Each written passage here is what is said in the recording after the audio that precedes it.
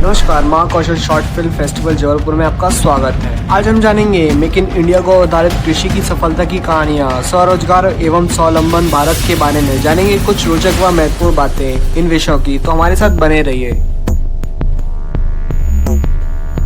गौ आधारित कृषि जो कि प्राचीन समय से है, यह किसी वरदान से कम नहीं है। गौ आधारित कृषि न केवल गाय के दूध व उसकी सामग्री प्रदान की, बल्कि मानव जीवन के लिए रोजगार भी बना है। तो आइए देखते हैं एक अलग नजरिए से वो गौ आधारित कृषि जो आज के आधुनिक युग में कहीं पिछड़ गया है। मेक इन इंडिया अभियान की शुरुआत प्रधानमंत्री नरेंद्र मोदी ने 25 सितंबर 2024 को की थी। यह मेक इन इंडिया पूंजी उद्योगी और निवेश के रूप में जाना जाता है। उत्पादन के विदेशी कारकों को भारतीय श्रम को रोजगार देने और भारत में भूमि और प्राकृतिक संसाधनों का उपयोग करने के लिए एक निमंत्रण मात्र है।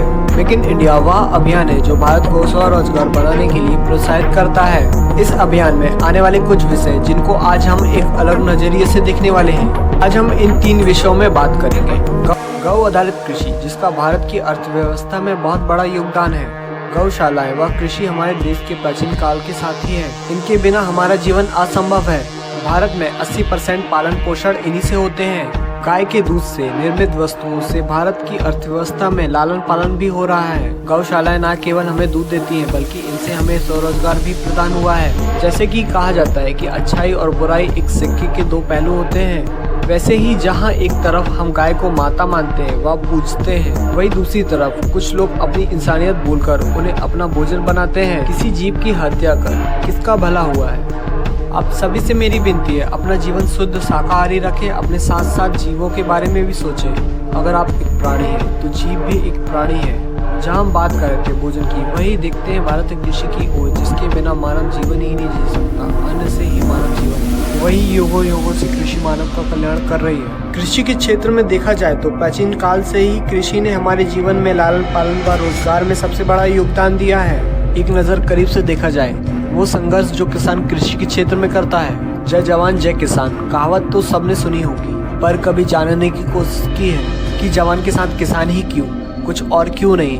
तो हम आपको बताते हैं। जैसे एक जवान देश के लिए सब कुर्बान कर देश की सेवा करता है, परंतु मेहनत आज भी किसान उतनी ही करता है। इसलिए कभी अपने अन्न का निरादर न करें, सदैव उसका सम्मान करें। वही हम दूसरी ओर देखते हैं एक नई पहल, स्वावलंबन व स्वावलंबी भारत। बीते काल में भारत ने बहुत कुछ सहा है और पुराने नजरिए से देखा जाए तो महिलाओं के योगदान के बिना कुछ नहीं हो सकता। पर तब भी नारी जाति कुछ पिछली सोच के कारण पीछे है। पर समय बदल रहा है। नारी जाति आज के युग में खुद को संभालने में पूर्ण रूप से सक्षम है। बात करते हैं स्वरोजगार।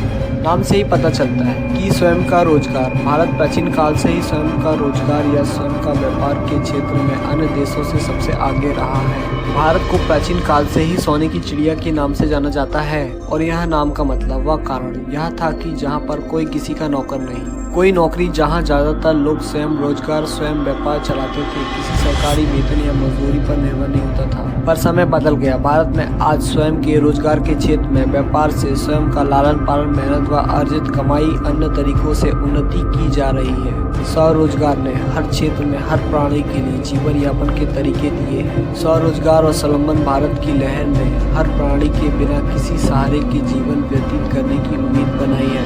स्वरोजगार व स्वावलंबन की लहर महिलाओं के लिए आज उस मुकाम पर है जिसके तहत उन्हें किसी के साथ सहारे व किसी पर निर्भर होने की आवश्यकता नहीं है। खुद का व अपने परिवार का पालन पोषण करने में सिर्फ इतना ही नहीं, भारत में काफी ऐसी महिलाएं हैं जो मेहनत कर अपना रोजगार चला रही हैं। प्रधानमंत्री द्वारा शुरू किए गए अभियान मेक इन इंडिया के तहत स्वरोजगार व स्वावलंबन भारत के बारे में जाना, तथा जहां बात की गौ आधारित कृषि की, इस अभियान से भारतवासियों के जीवन में काफी बदलाव आए हैं। साथ ही गौशालाएं व कृषि की महत्वता समझी। वही हमने जाना कि शुद्ध शाकाहारी भोजन हमारे जीवन के लिए उत्तम भोजन है।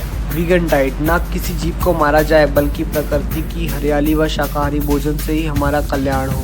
मेरा मांसाहारी भोजन के प्रति ऐसा बोलना किसी की भावनाओं को ठेस पहुंचाना नहीं था। मैं बस आपसे विनती कर सकता हूं कि हम उस भारत के वासी हैं जहां हर प्राणी के प्रति, पशु के प्रति, वस्तु के प्रति लगाव, प्रेम, दया का भाव रखता है। वह उसे मांस खाना शोभा देता है क्या? अगर फिर भी किसी की भावनाओं को ठेस पहुंची तो माफी चाहूंगा। तो मेरे प्रियजनों, मैंने अपने नजरिए से इन विषयों को अलग अलग झलक में प्रस्तुत किया है कि आप मेरे संदेश को समझेंगे और इसके बारे में विचार करेंगे। आपका आयुष जय हिंद, जय भारत।